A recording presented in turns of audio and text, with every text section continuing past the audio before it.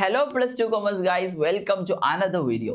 ഇന്ന് നമ്മൾ ഡിസ്കസ് ചെയ്യാൻ വേണ്ടി ഇപ്പോൾ നമ്മുടെ പാർട്ട്ണർഷിപ്പ് അക്കൗണ്ടിലെ 4th ചാപ്റ്റർ ആയുള്ള ഡിസൊല്യൂഷൻ ഓഫ് പാർട്ട്ണർഷിപ്പ് ഫേം. അതായത് നമ്മളൊരു പാർട്ട്ണർഷിപ്പ് ഫേം അടച്ചു പൂട്ടുമ്പോൾ എന്തൊക്കെയാണ് കാര്യങ്ങൾ ചെയ്യാണ്ട് നമ്മൾ ജസ്റ്റ് സ്കൂളിൽ മേ ബി തുടങ്ങിയിട്ടുണ്ടാവും, ഇല്ലെങ്കിൽ തുടങ്ങാൻ പോകുന്നുണ്ടാവും. കാരണം നമ്മുടെ ക്രിസ്മസ് എക്സാമിന് ശേഷമുള്ള ഒരു സിലബസ് ആണ് ഡിസൊല്യൂഷൻ ഓഫ് പാർട്ട്ണർഷിപ്പ് ഫേം എന്ന് പറയുന്നത്. സോ ഇതിലെ ഏറ്റവും മെയിൻ ആയിട്ടുള്ള ഒരു ഏരിയ എന്ന് പറയുന്നത്, ഏറ്റവും മെയിൻ ആയിട്ടുള്ള ഒരു കാര്യം എന്ന് പറയുന്നത് റിയലൈസേഷൻ അക്കൗണ്ട് ആണ്. സോ നമ്മൾ ഇന്നത്തെ ചെറിയ വീഡിയോയിൽ എന്താണ് റിയലൈസേഷൻ അക്കൗണ്ട്, അല്ലെങ്കിൽ ഈ ഒരു ചാപ്റ്ററിലെ അക്കൗണ്ടിങ് ട്രീറ്റ്മെന്റുകൾ എങ്ങനെ നമുക്ക് സിമ്പിൾ ആയിട്ട് ബൈ കോൺസെപ്റ്റ്ലി ക്ലിയർ ആക്കാം എന്നതാണ് നമ്മൾ നോക്കാൻ വേണ്ടി പോകുന്നത്. സോ നേരെ നമുക്ക് എന്ത് ചെയ്യാം, നമ്മുടെ ക്ലാസ്സിലേക്ക് പോകാം. So concept of realisation account. Realisation account പേര് തന്നെ ഉണ്ടല്ലേ, നമുക്ക് നോക്കാം. സോ നമുക്ക് റിയലൈസേഷൻ അക്കൗണ്ട് അല്ലെങ്കിൽ ഡിസൊല്യൂഷൻ ഓഫ് എ ഫേം എന്ന് പറയുന്നത് എന്താണ്? ഒരു ഫേം അടച്ചു പൂട്ടുന്നത്. എന്താ ഫേം എന്ന് പറയുന്നത്? Partnership firm. എന്താണ് partnership firm? 2 or more persons jointly business ചെയ്യുന്നതാണ് പാർട്ണർഷിപ്പ് ഫേം എന്ന് പറയുന്നത്. സോ വൺസ് ഇവർക്ക് എന്ത് മനസ്സിലായി, ഇത് അടച്ചു പൂട്ടണം, ഇതിന് മുന്നോട്ടേക്ക് കൊണ്ടുപോകാൻ പറ്റൂല എന്ന് അവർക്ക് തോന്നുകയാണ്, അവരെന്ത് ചെയ്യും, ഇത് അടച്ചു പൂട്ടും. ഇതാണ് എന്തെന്ന് പറയുന്നത്, നമ്മുടെ ഡിസൊല്യൂഷൻ ഓഫ് പാർട്ണർഷിപ്പ് ഫേം എന്ന് പറയുന്നത്. സോ ഒരു ഫേം അടച്ചു പൂട്ടും എന്താ ചെയ്യാം? നിങ്ങളൊരു വീട് വിറ്റ് പുറത്തോട്ട് പോകണം, എന്താ ചെയ്യാം? വീട് അടച്ചു പൂട്ടി അതിനകത്തുള്ള സാധനങ്ങളൊക്കെ എടുത്ത് ഒഴിവാക്കും. ഇതെല്ലാം നമ്മൾ ചെയ്യാം, അതേ ഉള്ളൂ. അപ്പം നമ്മുടെ ഡിസൊല്യൂഷൻ ഓഫ് ഫേം എന്ന് പറയുന്നതാണ് complete disclosure of the business ആണ്, അല്ലെങ്കിൽ എന്താ പറയുന്നത് അറിയോ, winding up of the firm ആണ് എന്തെന്ന് പറയുന്നത്, ഡിസൊല്യൂഷൻ ഓഫ് എ ഫേം എന്ന് പറയുന്നത്. സോ നമ്മളൊരു വീട് വിറ്റ് അല്ലെങ്കിൽ വീട് മാറി പോകുമ്പോൾ നമ്മൾ എന്താ ചെയ്യുക, അവിടെയുള്ള കാര്യങ്ങളൊക്കെ, ആ വീട്ടിൽ ബാലൻസ് ആയിട്ടുള്ളതൊക്കെ നമ്മൾ എടുത്ത് ഒഴിവാക്കി വീട് പൂട്ടി പോകില്ലേ. ഇതേപോലെ നമ്മൾ ബിസിനസ്സിൽ എന്ത് ചെയ്യേണ്ടത്, ബിസിനസ്സിൽ ഇപ്പൊ എന്തൊക്കെയാണ് ബാലൻസ് ആയിട്ട് കിടക്കണത്, എന്തൊക്കെയാണ് നമ്മുടെ വീട്ടിൽ എന്തൊക്കെയാണ് ബാലൻസ് ആയിട്ട് കിടക്കുന്നത് പറയുന്ന പോലെ തന്നെ എന്തൊക്കെയാണ് ഒരു ബിസിനസ്സിൽ ബാലൻസ് ആയിട്ട് കിടക്കുന്നത്, അതൊക്കെ നമ്മൾ ക്ലിയർ ചെയ്യണം, അതൊക്കെ നമ്മൾ സെറ്റിൽ ചെയ്യണം. അതൊക്കെ നമ്മൾ സെറ്റ് ചെയ്തിട്ടേ നമ്മൾ പോകുള്ളൂ. നമ്മൾ ആ ഒരു വീട് വിട്ട് പോകുമ്പോൾ വീടിന്റെ അടുത്തുള്ള ആർക്കെങ്കിലും ക്യാഷ് കൊടുക്കാണ്ടെങ്കിലോ വാങ്ങാണ്ടെങ്കിലോ ഒക്കെ നമ്മൾ കൊടുക്കും വാങ്ങും ചെയ്തിട്ടല്ലേ പോകാറുള്ളത്. ഇതേ പരിപാടിയാണ് നമ്മൾ ഇവിടെയും ചെയ്യാൻ വേണ്ടി പോകുന്നത്, ഇവിടെ ഡിസൊല്യൂഷൻ ഓഫ് ഫേം. സോ ഈ ഒരു കോൺസെപ്റ്റ് ക്ലിയർ ആയാൽ ഈ ചാപ്റ്റർ ഒക്കെയാണ്, ഈ റിയലൈസേഷൻ അക്കൗണ്ട് എന്ന് പറയുന്ന കാര്യം ഒക്കെയാണ്. സോ അറ്റ് ദിസ് ടൈം എന്തൊക്കെ നമ്മുടെ ബിസിനസിന്റെ കയ്യിൽ ബാലൻസ് ഉണ്ടാവുക, ബാലൻസ് ഷീറ്റിൽ നോക്ക്, അതല്ലേ ബാലൻസ് ഷീറ്റിൽ, അതല്ലേ ബാലൻസുകൾ എന്ന് പറയുന്നത്. ഒരു ബിസിനസ്സിൽ എന്തൊക്കെയാണോ ബാലൻസ് ആയിട്ട് കിടക്കുന്നത് അത് കാണിക്കുന്ന ഷീറ്റാണ് എന്ത് ഷീറ്റ്, ബാലൻസ് ഷീറ്റ് എന്ന് പറയുന്നത്. ഒരു ബിസിനസ്സിൽ എന്തൊക്കെയാ ബാലൻസ് ഉള്ളത് അത് കാണിക്കുന്ന ഷീറ്റാണ് ബാലൻസ് ഷീറ്റ്. സോ അപ്പൊ ബിസിനസ്സിൽ എന്തൊക്കെ ബാലൻസ് ഉള്ളത് ചോദിച്ചാൽ, അല്ലെ ബാലൻസ് ഉള്ളത് എന്നതിനെ പറ്റി നമ്മൾ ആലോചിച്ചാൽ നമുക്ക് ടെൻഷൻ അടിക്കേണ്ട കാര്യമുണ്ടോ? ഇല്ല, നേരെ ബാലൻസ് ഷീറ്റിലേക്ക് നോക്കുക, അതാണ് ബിസിനസ്സിന്റെ ബാലൻസ് ആയിട്ടുള്ളത്. ക്ലിയർ ആയില്ലേ? ഇതാണ് നമ്മുടെ ബാലൻസ് ഷീറ്റിൽ ബാലൻസ് ആയിട്ട് കിടക്കുന്നത്. സോ എന്തൊക്കെ ഉണ്ടാവും, ഒരുപാട് അസറ്റ്സുകൾ ഉണ്ടാവും, ഒരുപാട് ലയബിലിറ്റീസുകൾ ഉണ്ടാകും. സോ ക്യാഷ് ഉണ്ടാവും, സ്റ്റോക്ക് ഉണ്ടാകും, ഫേർണിച്ചേഴ്സ് ഉണ്ടാകും, ഡെപ്റ്റേഴ്സ് ഉണ്ടാവും, അങ്ങനെ ഒരുപാട് അസറ്റ്സുകൾ ഉണ്ടാവും. ലയബിലിറ്റീസിലേക്ക് വരുമ്പോൾ ലോൺ ഉണ്ടാകാം, ക്രെഡിറ്റേഴ്സ് ഉണ്ടാകാം, റിസർവ്സ് ഉണ്ടാകാം, ക്യാപിറ്റൽസ് ഉണ്ടാകാം, ഇങ്ങനെ ഒരുപാട് ഇതിൽ ഉള്ളതും ഇല്ലാത്തതുമായ ഒരുപാട് കാര്യങ്ങൾ ഉണ്ടാവും. സോ ഒരു ബിസിനസ് ക്ലോസ് ചെയ്ത് മുന്നോട്ടേക്ക് പോകും, അല്ലെങ്കിൽ ക്ലോസ് ചെയ്ത് പോവുകയാണെങ്കിൽ അവരെന്ത് ചെയ്യും, അവരുടെ കയ്യിലുള്ള അസറ്റ്സുകളൊക്കെ എടുത്ത് വിൽക്കും. അസറ്റ്സുകളൊക്കെ എടുത്ത് വിൽക്കും. അല്ലെങ്കിൽ ചിലത് എന്ത് ചെയ്യും, ആൾക്കാർ എടുത്ത് കൊണ്ടുപോലെ നമ്മളൊരു വീട് വിട്ട് ദൂരേക്ക് പോവാണ്, ചിലപ്പോൾ എന്ത് ചെയ്യും, നമ്മുടെ സാധനങ്ങൾ ചിലപ്പോൾ അവിടെ കിട്ടുന്ന വിലക്ക് വിൽക്കും, ആർക്കെങ്കിലും പൈസ കൊടുക്കാണ്ടെങ്കിൽ കൊടുക്കും. ചില സാധനങ്ങൾ ചിലപ്പോൾ അവർ എടുത്തുകൊണ്ട് പോകും. ഇതെല്ലാം അവർ ചെയ്യാറുള്ളത്. ഇതേ പരിപാടി നമ്മൾ ബിസിനസ്സിൽ ചെയ്യാൻ വേണ്ടി പോവാണ്. സോ ഒരു ബിസിനസ് പൂട്ടും അവരെന്ത് ചെയ്യും, അവരുടെ കയ്യിലുള്ള അസറ്റ്സുകളൊക്കെ ചിലപ്പോൾ എന്ത് ചെയ്യും, അവർ വിൽക്കും. അവരുടെ കയ്യിലുള്ള അസറ്റ്സുകളൊക്കെ അവർ വിൽക്കും. എന്നിട്ട് അവരെന്ത് ചെയ്യും, കൊടുക്കാൻ ആർക്കെങ്കിലും പൈസ കൊടുക്കുകയാണെങ്കിൽ ആ പൈസക്ക് എന്ത് ചെയ്യും, കൊടുത്തു തീർക്കും. ഇതാണ് അവർ ചെയ്യുന്ന പരിപാടി. അപ്പൊ ഞാൻ ചോദിക്കട്ടെ, ബിസിനസിന്റെ കയ്യിൽ ക്യാഷ് ഉണ്ടോ, ഈ ക്യാഷ് നമ്മൾ വിൽക്കാൻ പറ്റുമോ?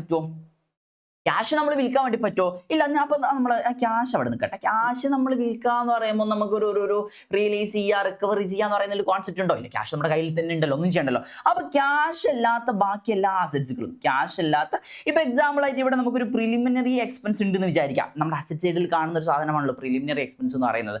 സോ നമ്മൾ ഈ ഒരു ക്യാഷും അതേപോലെ തന്നെ പ്രിലിമിനറി എക്സ്പെൻസ്, ഈ എക്സ്പെൻസ് നമുക്ക് വിറ്റിട്ട് പൈസ ആക്കാൻ പറ്റുമോ? ഇല്ലല്ലേ. അപ്പൊ ഇത് രണ്ടും അല്ലാത്ത ബാക്കി എല്ലാ അസറ്റ്സുകളും നമ്മൾ ഇവിടെ ഒന്ന് നോട്ട് ചെയ്ത് വെക്കട്ടോ. ബാലൻസ് ഷീറ്റിൽ അസറ്റ് എന്തൊക്കെ ബാലൻസ് ഷീറ്റിൽ ഉണ്ടാവും, അസറ്റ്സും ലയബിലിറ്റീസും. സോ അസറ്റ് സൈഡിൽ നമ്മുടെ എന്താണ്, ക്യാഷ് ഒഴിവാക്കുക, ബാങ്ക് ഒഴിവാക്കുക, പ്രിലിമിനറി എക്സ്പെൻസ് ഒഴിവാക്കുക, ബാക്കിയുള്ള എല്ലാ അസറ്റ്സുകളും അവിടെ ഉണ്ട്. അതേപോലെ തന്നെ ലയബിലിറ്റീസിലേക്ക് വരുമ്പോൾ എന്തൊക്കെ ഉണ്ട്, ലോൺ ഉണ്ട്, ക്രെഡിറ്റേഴ്സ് ഉണ്ട്, റിസർവ്സ് ഉണ്ട്, ക്യാപിറ്റൽ ഉണ്ട്. ഈ റിസർവ്സ് എന്ന് പറയുന്നത് ആർക്ക് കൊടുക്കാനുള്ള പൈസയാ, നമ്മുടെ ഓണേഴ്സിന് കൊടുക്കാനുള്ള, അല്ലെ പാർട്ട്നേഴ്സിന് കൊടുക്കാനുള്ള അവരുടെ പ്രോഫിറ്റ് എന്ന് മാറ്റി വെച്ച പൈസയാണ് റിസർവ്സ്, അല്ലെ ജനറൽ റിസർവ്സ് എന്നൊക്കെ പറയുന്നത്. അല്ലെ, നമുക്ക് ഓർമ്മയില്ലേ, നമ്മൾ അഡ്ജസ്റ്റ്മെന്റ്സ് ഓഫ് റിസർവ്സ്, അതേപോലെ തന്നെ പ്രോഫിറ്റ് ഓർ ലോസ് എന്നൊക്കെ ഉള്ളത് നമ്മുടെ 2ാമത്തെ ചാപ്റ്റർ 3ാമത്തെ ചാപ്റ്ററിലൊക്കെ പഠിച്ചിട്ടുണ്ടല്ലേ. നമ്മൾ അഡ്മിഷൻ നടക്കുമ്പോഴോ റിട്ടയർമെന്റ് നടക്കുമ്പോഴോ ഒക്കെ നമ്മൾ അവരുടെ പാർട്ട്നേഴ്സിന് കൊടുത്ത് സെറ്റിൽ ചെയ്യുന്ന സാധനമാണ് റിസർവ് എന്ന് പറയുന്നത്. അപ്പൊ അവർക്ക് കൊടുക്കാനുള്ള പൈസയാണ് എന്ന് പറയുന്നത്. സോ നമ്മൾ ലോൺ കൊടുക്കാണ്ട്, ക്രെഡിറ്റേഴ്സിന് കൊടുക്കാണ്ട്, നമ്മുടെ ബിസിനസിന്റെ ഓണേഴ്സ് കൊടുക്കാണ്ടും ആർക്കായിരിക്കും ആദ്യം പൈസ കൊടുക്കുക? ആർക്കായിരിക്കും ആദ്യം കൊടുക്കുക? ആദ്യം ഓണേഴ്സ്, നമ്മുടെ കയ്യിലുള്ള പൈസ നമ്മൾ തന്നെ എടുക്കട്ടെ, എന്നിട്ട് ബാക്കി ഉണ്ടെങ്കിൽ ബാക്കിയുള്ളവർക്ക് കൊടുക്കുക. അത് പറ്റുമോ? ഇല്ല. നമ്മൾ പുറത്തോട്ട് ആർക്കൊക്കെയാണ് കൊടുക്കാനുള്ളത്? ഔട്ട്സൈഡേഴ്സിന് ആർക്കൊക്കെ കൊടുക്കാനുള്ളത്? എക്സ്റ്റേണൽ ലയബിലിറ്റീസ് ആർക്കൊക്കെ കൊടുക്കാനുള്ളത്? അതിൽ നമ്മൾ ആദ്യം കൊടുത്ത് സെറ്റിൽ ചെയ്യുക. അപ്പൊ ഞാൻ ഇവിടെ നിന്ന് എന്ത് ചെയ്യുന്നു? ഈ എക്സ്റ്റേണൽ ലയബിലിറ്റീസ് ഓണേഴ്സിന് കൊടുക്കാനുള്ളതൊക്കെ അവിടെ നിൽക്കട്ടെ, ബാക്കിയുള്ള എക്സ്റ്റേണൽ ലയബിലിറ്റീസും അതേപോലെ തന്നെ അസറ്റ് സൈഡിൽ ഞാൻ എന്തൊക്കെ എടുക്കുന്നത്? നമുക്ക് വിൽക്കാൻ പറ്റുന്ന അസറ്റ്സുകളും എടുത്തു വെക്കുന്നു. ഇത് രണ്ടും ഞാൻ എടുത്തു വെക്കുന്നു. സോ എന്നിട്ട് നമ്മൾ എന്ത് ചെയ്യും? ഒരു അക്കൗണ്ട് ഓപ്പൺ ചെയ്യും. ഒരു അക്കൗണ്ട് ഓപ്പൺ ചെയ്യും. ഈ അക്കൗണ്ടിന്റെ പേരാണ് റിയലൈസേഷൻ അക്കൗണ്ട് എന്ന് പറയുന്നത്. Realisation account. ഈ അക്കൗണ്ടിൽ എന്താ കാണിക്കുന്നത്? ഈ അസറ്റ്സുകളൊക്കെ നേരെ റിയലൈസേഷൻ അക്കൗണ്ടിലേക്ക് കൊടുക്കുക, ഈ ലയബിലിറ്റീസുകൾ നേരെ റിയലൈസേഷൻ അക്കൗണ്ടിൽ കൊടുക്കുക. എന്നിട്ട് എന്ത് ചെയ്യുക? കിട്ടുന്ന പൈസ വിൽക്കുക, കൊടുക്കാനുള്ളത് കൊടുക്കുക, ആരെങ്കിലും എന്തെങ്കിലും എടുത്തു കൊണ്ടുപോയിട്ടുണ്ടെങ്കിൽ അത് കാണിക്കുക. ഇതാണ് നമ്മൾ റിയലൈസേഷൻ അക്കൗണ്ടിൽ കാണിക്കുന്നത്, കൊടുക്കുന്നത്, ചെയ്യുന്നത്. ഇതാണ് നമ്മൾ നോക്കാൻ വേണ്ടി പോകുന്നത്. അപ്പം ഒരു ബിസിനസ് ക്ലോസ് ചെയ്ത് കഴിഞ്ഞാൽ അവിടെ എന്തെങ്കിലും ബാലൻസ് ഉണ്ടാകാൻ വേണ്ടി പാടുണ്ടോ? ഒരു ബിസിനസ് ക്ലോസ് ചെയ്ത് അവിടെ എന്ത് ബാലൻസ് ക്യാരി ഡൗൺ എന്നുള്ള സാധനമാണ് ബാലൻസ് ഷീറ്റിൽ വരിക. സോ ഒരു ബിസിനസ് ക്ലോസ് ചെയ്ത് അവിടെ ഇനി ബാലൻസ് വേണോ? അടുത്ത വർഷത്തേക്ക് ബാലൻസ് വേണോ? വേണ്ടല്ലോ, ഇവിടെ പൂട്ടിപ്പോയില്ലേ. സോ അടുത്ത വർഷം നമ്മൾ ബാലൻസ് വേണ്ട. അപ്പം നമ്മൾ ഇവിടെ എടുക്കാത്ത 1-2 ആൾക്കാരില്ലേ? ക്യാഷ് ഉണ്ട്, അതേപോലെ തന്നെ റിസർവ്സ് ഉണ്ട്, ക്യാപിറ്റൽ ഉണ്ട്, പ്രിലിമിനറി എക്സ്പെൻസ് ഉണ്ടെങ്കിൽ അതുണ്ട്. ഇതൊക്കെ നമ്മളപ്പോൾ ഡീൽ ചെയ്യണ്ടേ? വെറുതെ ബാലൻസ് ഷീറ്റിൽ ഇങ്ങനെ വെച്ചാൽ മതിയോ? അപ്പൊ ഇതേ സമയം നമ്മൾ എന്ത് പറയുമോ? റിയലൈസേഷൻ അക്കൗണ്ട് ഉണ്ടാക്കുന്ന സമയത്ത് തന്നെ നമ്മൾ എന്തുണ്ടാക്കും? ക്യാഷ് അക്കൗണ്ട് ഉണ്ടാക്കും. അതേപോലെ തന്നെ എന്തുണ്ടാക്കും? പാർട്ട്നേഴ്സിന്റെ ക്യാപിറ്റൽ അക്കൗണ്ട് ഉണ്ടാക്കും. ക്യാപിറ്റൽ അക്കൗണ്ട് ഉണ്ടാക്കും. എന്തിന് ക്യാഷ് അക്കൗണ്ട് ഉണ്ടാക്കുന്നത്? ഈ ക്യാഷ് അക്കൗണ്ട് നമ്മൾ എന്ത് ചെയ്യും? നേരെ ഇവിടത്തേക്കാ കൊടുക്കുക. നല്ല ബാലൻസ് ഷീറ്റിൽ നമ്മൾ എല്ലാം ഒഴിവാക്കണം. ബാലൻസ് ഷീറ്റിൽ നമ്മൾ ഇനി ഒന്നും വെക്കാൻ വേണ്ടി പാടില്ല. സോ ഈ ക്യാഷ് അക്കൗണ്ട് നമ്മൾ റിയലൈസേഷൻ അക്കൗണ്ടിലേക്ക് കൊടുക്കാൻ പാടുണ്ടോ? ഇല്ല. അപ്പം നമ്മൾ നേരെ അങ്ങോട്ട് കൊടുക്കും, ക്യാഷ് അക്കൗണ്ടിലേക്ക് കൊടുക്കും. അതേപോലെ തന്നെ പാർട്ട്നേഴ്സുമായി ബന്ധപ്പെട്ട കുറച്ച് കാര്യങ്ങളില്ലേ? ഈ അക്യുമുലേറ്റഡ് പ്രോഫിറ്റ് ഓർ ലോസസ് ഉണ്ടെങ്കിൽ, അതേപോലെ തന്നെ അവിടെ ക്യാപിറ്റലിന്റെ ബാലൻസ് ഉണ്ടെങ്കിൽ, നമ്മൾ ഇങ്ങനത്തെ കാര്യങ്ങൾക്ക് നമ്മൾ എന്ത് ചെയ്യും? നേരെ പാർട്ട്നേഴ്സിന്റെ അക്കൗണ്ടിലേക്കും കൊടുക്കും. പാർട്ട്നേഴ്സിന് അങ്ങോട്ട് കൊടുക്കാനാണെങ്കിൽ പാർട്ട്നേഴ്സിന്റെ അക്കൗണ്ട് ക്രെഡിറ്റ് ചെയ്യും, ഇങ്ങോട്ട് ആണെങ്കിൽ ഡെബിറ്റ് ചെയ്യും. അപ്പോൾ ബാലൻസ് ഷീറ്റിൽ നമ്മൾ എല്ലാം ഒഴിവാക്കി കഴിയും. സോ ഫസ്റ്റ് സ്റ്റെപ്പ് നമ്മൾ എന്താ ചെയ്യേണ്ടത്? ബാലൻസ് ഷീറ്റിന്റെ അസറ്റ് സൈഡ്, ലയബിലിറ്റി സൈഡ് നോക്കുക. അസറ്റ് സൈഡിൽ നമ്മൾ എന്ത് ചെയ്യുക? ക്യാഷ്, ബാങ്ക്, അതേപോലെ തന്നെ എക്സ്പെൻസുകൾ ആയിട്ടുള്ള എന്തെങ്കിലും ഉണ്ടെങ്കിൽ അതൊക്കെ ഒഴിവാക്കിയിട്ടുള്ള ലോസസുകൾ ഉണ്ടെങ്കിൽ അതല്ലാത്ത നമുക്ക് വിൽക്കാൻ പറ്റുന്ന, റിയലൈസ് ചെയ്യാൻ പറ്റുന്ന അസറ്റ്സുകളൊക്കെ എടുക്കാം, നേരെ റിയലൈസേഷൻ അക്കൗണ്ടിലേക്ക് കൊടുക്കാം. ലയബിലിറ്റി സൈഡിലേക്ക് വരിക. ലയബിലിറ്റി സൈഡിൽ പാർട്ട്നേഴ്സുമായി ബന്ധപ്പെട്ടുള്ള, ഓണേഴ്സുമായി ബന്ധപ്പെട്ടുള്ള അല്ലാത്ത എക്സ്റ്റേണൽ ആയിട്ടുള്ള ലയബിലിറ്റീസ് ഒക്കെ എടുക്കുക, റിയലൈസേഷൻ അക്കൗണ്ടുകളിലേക്ക് കൊടുക്കുക, സെറ്റിൽ ചെയ്യുക. അപ്പം നമ്മൾ ഈ ക്യാഷ്, ബാങ്ക്, അതേപോലെ തന്നെ പാർട്ട്നേഴ്സുമായി ബന്ധപ്പെട്ട് ഇത് ഡീൽ ചെയ്യണ്ടേ? അത് ഡീൽ ചെയ്യണം. അതിന് നമ്മൾ 2 അക്കൗണ്ട് എക്സ്ട്രാ ഉണ്ടാക്കുന്നുണ്ട്, ക്യാഷ് അക്കൗണ്ടും അതേപോലെ തന്നെ പാർട്ട്നേഴ്സ് ക്യാപിറ്റൽ അക്കൗണ്ടും. ഈ ക്യാഷ് അക്കൗണ്ട് നമ്മൾ നേരെ അങ്ങോട്ടേ കൊടുക്കും, ക്യാഷിന്റെ ബാലൻസ് നേരെ അങ്ങോട്ടേ കൊടുക്കും, ക്യാഷ് അക്കൗണ്ടിലേക്ക് ഓപ്പണിംഗ് ബ്രോ ഡൗൺ ആയിട്ട് കൊടുക്കും. അതേപോലെ തന്നെ പാർട്ട്നേഴ്സുമായി ബന്ധപ്പെട്ടുള്ള കാര്യങ്ങൾക്ക് നമ്മൾ എന്ത് ചെയ്യും? പാർട്ട്നേഴ്സ് ക്യാപിറ്റൽ അക്കൗണ്ടിൽ കൊടുക്കും. So balance sheet is over. Balance sheet കഴിഞ്ഞു. ഇനി നമ്മൾ ഡീൽ ചെയ്യുന്നത് ഈ 3 അക്കൗണ്ടുകൾ വെച്ചിട്ടാണ്. നേരെ നമ്മൾ എന്ത് ചെയ്യും? സിമ്പിളായിട്ട് ലോജിക്കലി പെട്ടെന്ന് പറഞ്ഞു തരണമെങ്കിൽ ഈ റിയലൈസേഷൻ അക്കൗണ്ട് നമ്മൾ പ്രിപ്പയർ ചെയ്യും. ആ റിയലൈസേഷൻ അക്കൗണ്ടിൽ കിട്ടിയ നമ്മൾ എന്ത് ചെയ്യും? അസറ്റ്സുകളൊക്കെ കിട്ടിയ പൈസ വിൽക്കും, ലയബിലിറ്റീസ് ഒക്കെ കൊടുത്തു തീർക്കും. എന്നിട്ട് എക്സ്ട്രാ പൈസ ഉണ്ടോ ഇല്ലയോ നോക്കും. എക്സ്ട്രാ പൈസ ഉണ്ട്, നമ്മൾ എന്ത് ചെയ്യും? അത് പാർട്ട്നേഴ്സിന് കൊടുക്കും. ഔട്ട്സൈഡ് എല്ലാവർക്കും കൊടുത്തു കഴിഞ്ഞാൽ ബാക്കിയുള്ള പൈസ ആർക്കാണ്? നമ്മുടെ ഓണേഴ്സിനാണ്, ബിസിനസിന്റെ മുതലാളിമാർക്കാണ്. അപ്പോൾ അവർക്ക് എന്ത് കൊടുക്കും? പാർട്ട്നേഴ്സ് ക്യാപിറ്റൽ അക്കൗണ്ട് കൊടുക്കും. സോ ഇതിന്റെ ക്യാഷ് പോകുന്നത് വരുന്നതൊക്കെ കാണിക്കാൻ ക്യാഷ് അക്കൗണ്ടും, അറ്റ്ലീസ്റ്റ് ഫൈനലിലുള്ള ക്യാഷിന്റെ ബാലൻസുകളൊക്കെ ആരെടുക്കും? നമ്മളെ നേരെ ക്യാഷ് അക്കൗണ്ടിലൂടെ നേരെ ആർക്ക് കൊടുക്കും? പാർട്ട്നേഴ്സ് ക്യാപിറ്റൽ അക്കൗണ്ട് കൊടുക്കും. ആ ഫൈനലി നമ്മൾ എന്ത് ചെയ്യും? ഇത് 2 ബാലൻസ് ആയിട്ട് പോവുകയും ചെയ്യും.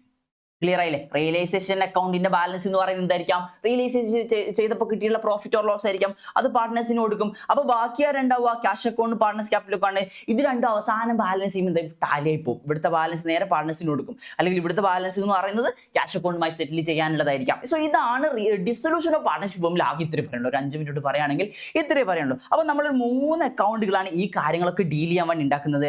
റിയലൈസേഷൻ അക്കൗണ്ട് ഉണ്ടാക്കും, പാർട്ട്നേഴ്സ് ക്യാപിറ്റൽ അക്കൗണ്ട് ഉണ്ടാക്കും, ബാങ്ക് ഓർ ക്യാഷ് അക്കൗണ്ട് ഉണ്ടാക്കും. ഇതൊക്കെ കൊടുക്കുന്നതും വാങ്ങുന്നതൊക്കെ പൈസ വരുന്നതും പോകുന്നതൊക്കെ കാണിക്കാനും, അതേപോലെ തന്നെ ഓപ്പണിംഗിലുള്ള നമ്മുടെ ബാലൻസ് ഷീറ്റിലെ ക്യാഷിന്റെ ബാലൻസ് കാണിക്കാനും നമ്മൾ ബാങ്ക് ഓർ ക്യാഷ് അക്കൗണ്ട് ഉണ്ടാക്കും. അതേപോലെ തന്നെ പാർട്ട്നേഴ്സിന് കൊടുക്കാനും വാങ്ങാനും കിട്ടാനുള്ളതൊക്കെ കാണിക്കാൻ വേണ്ടിയിട്ട് പാർട്ട്നേഴ്സ് ക്യാപിറ്റൽ അക്കൗണ്ട് കാണിക്കും. ബാക്കിയുള്ള അസറ്റ്സുകളും ലയബിലിറ്റീസ് ഒക്കെ വിൽക്കാൻ എന്ത് അക്കൗണ്ടും കാണിക്കും? റിയലൈസേഷൻ അക്കൗണ്ട് കാണിക്കും. സോ ഇതാണ് നമ്മൾ ചെയ്യുന്ന പരിപാടി. സോ ഒരു പ്രൊസീജിയർ വൈസ് ആയിട്ട്, ഒരു സ്റ്റെപ്പ് വൈസ് ആയിട്ട് സിമ്പിൾ ആയിട്ട് പറഞ്ഞിട്ടുണ്ടെങ്കിൽ ഒരു ക്വസ്റ്റ്യൻ നമുക്ക് എന്ത് തന്നിട്ടുണ്ടാവും? ഒരു ബാലൻസ് ഷീറ്റ് തരും. നമ്മൾ മെയിൻ എക്സാമിന്, പബ്ലിക് എക്സാമിന് 8 മാർക്കിന് 100% ഷുവർ ഉള്ള ഒരു ചോദ്യമാണ് കേട്ടോ. സോ നമ്മൾ 8 മാർക്കിനുള്ള ഒരു ചോദ്യം ഇങ്ങനെ വരും. ഇതിൽ ഞാൻ ജസ്റ്റ് എക്സാമ്പിൾ മാത്രം പറയുന്നുള്ളൂ കേട്ടോ. സോ ഇതിന്റെ കുറച്ച് അഡീഷണൽ ഇൻഫർമേഷൻസുകൾ ഉണ്ടാവും. സോ ഇത് നമുക്കൊരു ബാലൻസ് ഷീറ്റ് തരും. സോ ഈ ബാലൻസ് ഷീറ്റിൽ ഞാൻ എന്തായിരുന്നു പറഞ്ഞിട്ടുണ്ടായിരുന്നത്? ഈ ക്യാഷ് ഓർ ബാങ്ക് അവിടെ നിൽക്കും, അത് നമുക്ക് വിൽക്കാൻ വേണ്ടി പറ്റില്ലല്ലോ, ഇല്ല. അപ്പോൾ ബാക്കിയുള്ള എല്ലാ അസറ്റ്സുകളും നമ്മൾ എന്ത് ചെയ്യുന്നുണ്ട്, ബാക്കിയുള്ള എല്ലാ അസറ്റ്സുകളും തൊട്ട് താഴെ നമ്മൾ എന്ത് ചെയ്യും, റിയലൈസേഷൻ അക്കൗണ്ട് ഫസ്റ്റ് പ്രിപ്പയർ ചെയ്യേണ്ട അക്കൗണ്ടാണ് റിയലൈസേഷൻ അക്കൗണ്ട് എന്ന് പറയുന്നത്.